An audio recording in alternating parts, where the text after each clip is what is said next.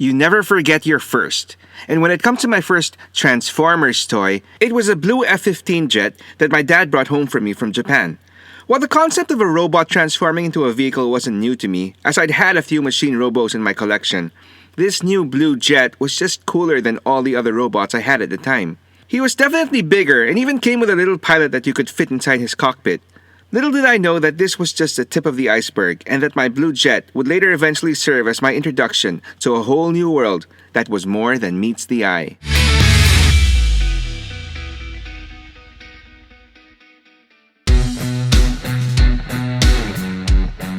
I think it's safe to say that almost every seasoned Transformer fan out there knows about these robots in disguise as humble beginnings from the land of the rising sun, where most of the original toys came from the 1980s toy line Diaclone. My Blue Jet was first released in the short-lived Real and Robo rebrand of Diaclone's car robots to include other real-world vehicles. Of the jets, there were two, a white and red jet called Ultra Fast Fighter Type, which would eventually become the Decepticon Starscream, and my blue jet called Acrobat Type that would be turned into his Seeker wingman, Thundercracker. From the start, it was pretty much love at first sight for me and my Blue Jet. Aside from his aforementioned size and accessories, the fact that he transformed into an F-15 Eagle was just icing on the cake. Even at a young age, I was already fascinated with planes and jets, from the British Spitfires of World War I to the later jets like the Russian MiGs and American F-14 Tomcats and F-16 Falcons. I loved them all, and amongst my circle of fellow aviator friends, it was unanimously agreed that the F-15 Eagle was the deadliest of them all. And it was always a source of frustration for me that that jet didn't get as much love with iconic movies such as Iron Eagle and Top Gun. Anyway, so back to my Blue Jet. Thanks to my neighbor who tipped me off that there was a pirated copy of a new robot cartoon available in our local video rental store, it wouldn't be long until I learned more about his new identity and where he fit in this new Transformers universe. As I mentioned earlier, his name was Thundercracker, and he was a member of the evil robot faction called the Decepticons. More specifically, he was part of an elite team of air warriors led by the traitorous Starscream called the Seekers. This duo would also be joined by a third black and purple jet named Skywarp, who was created by Hasbro in order to beef up the sorely outnumbered Decepticon ranks. Now from the start, I've always believed that the best decision Hasbro ever did when it came to the Transformers was that they dropped the whole human piloting robots premise of the original Diaclone line, and instead inhabited their new universe with living, sentient beings that just happened to be transforming robots. This, in my opinion, was the main differentiator that set Transformers apart from other similar toy lines, as Hasbro put in extra effort into giving each and every character rich and unique personalities. Initially through the profile or tech specs that came with the toys, which were later adopted and expanded upon in the comics and cartoons. Sure, you had your classic good and evil factions, but taking a closer look at each character's profiles, you would find interesting personality traits, quirks, and motivations belonging to each robot, and Thundercracker was no exception. Aside from identifying his special unique power, which as per his name was the ability to produce controlled, deafening sonic booms that could be heard for 200 miles, his profile specifies two main personality traits. First is that he is contemptuous of anything that cannot fly, and second, that he is not quite totally convinced of the Decepticon cause and only fights against the Autobots out of peer pressure and, more significantly, fear of his leader Megatron. Admittedly, as a kid, many of these personality snippets usually flew over my head, but as an adult and older toy collector, these gave me characters that I could identify with and appreciate even more.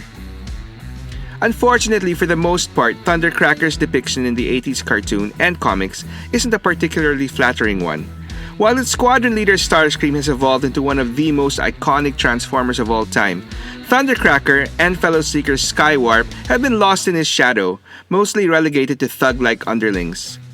There was one particular episode though where a little bit of Thundercracker's unique personality sneaks through, and that was when his loyalty to the Decepticon cause slightly wavered as he seriously considered letting the Autobots have a go at destroying Megatron's latest weapon of destruction, just so his superior Starscream would get all the blame. So I guess that despite working with him, Thundercracker wasn't much of a Starscream fan. Having said that, I think it's safe to say that the feeling was mutual, as Starscream had absolutely no issue with dumping a helpless Thundercracker and Skywarp off Astro Train into the cold abyss of space, where they basically expired from their grievous injuries sustained in the battle for Autobot City in the 1986 animated movie.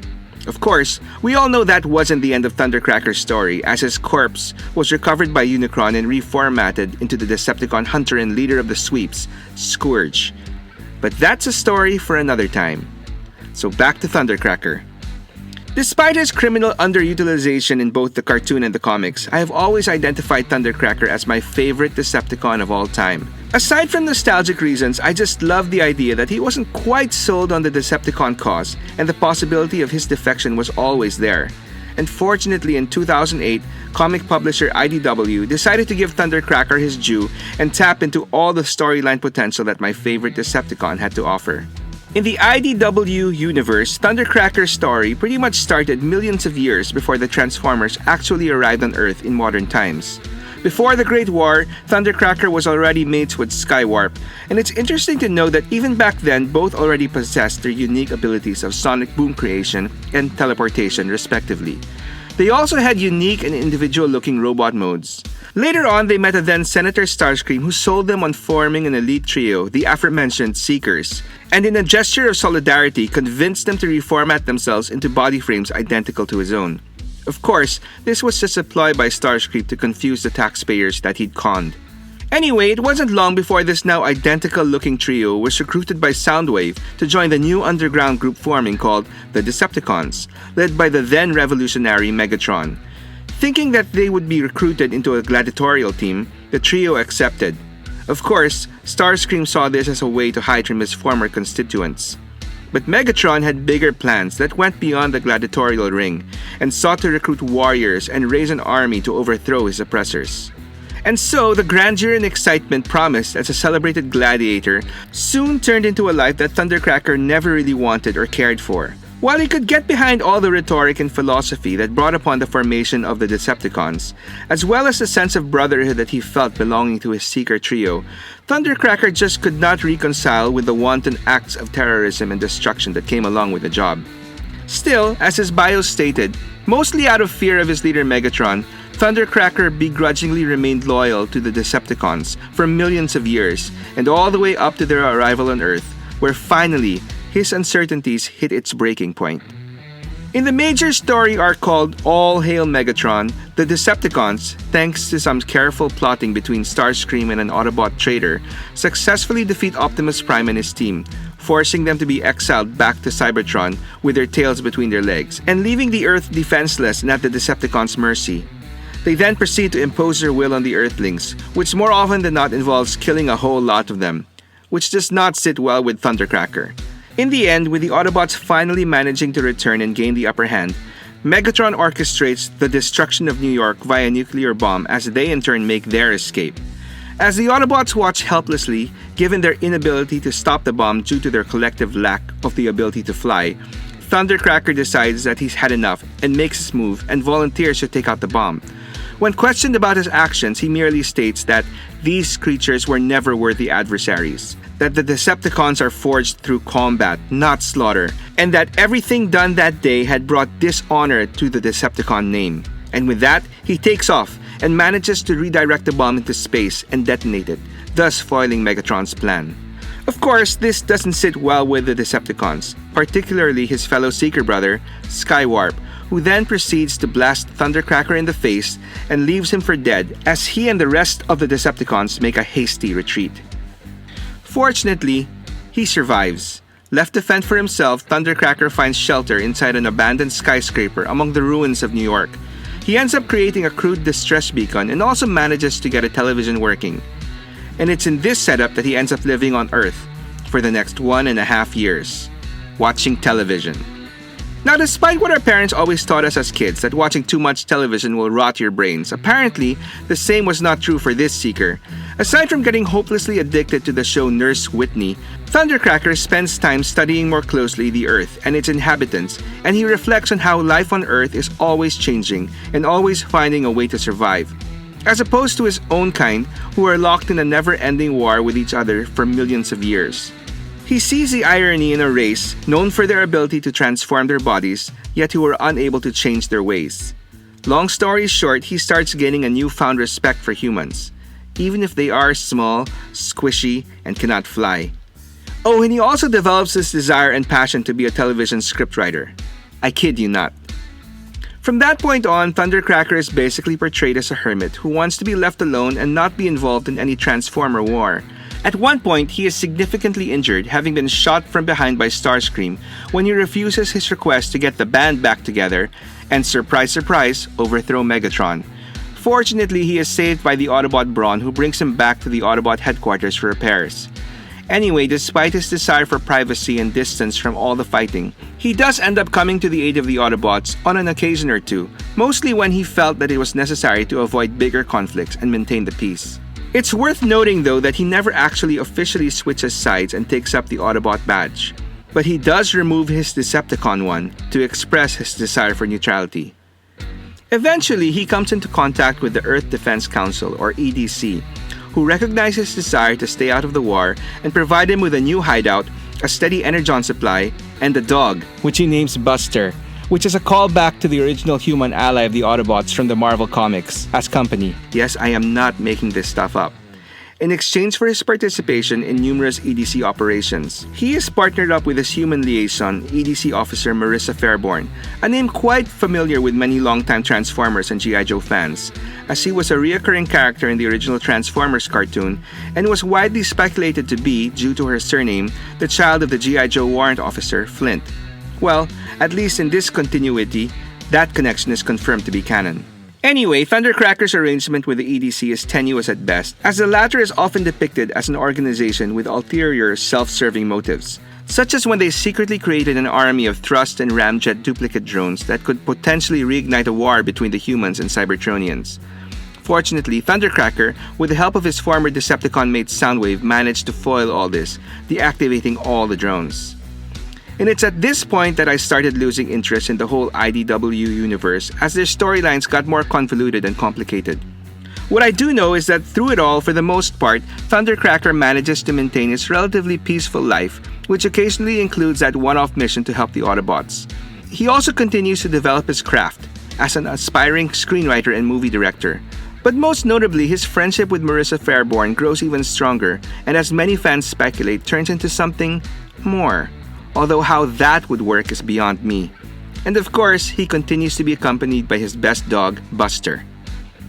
As a screenwriter, he was approached by Starscream to create a film about himself, as misguided propaganda to further boost his popularity with the Earthlings. Unfortunately, Thundercracker had trouble reconciling the obviously biased recollection of Starscream's history against interviews he conducts with many of his former associates, including his own Seeker brother, Skywarp. Eventually, Thundercracker is able to finish his movie on his terms. And not surprisingly, Starscream isn't thrilled by the final result and tries to unsuccessfully get rid of Thundercracker and his film once again.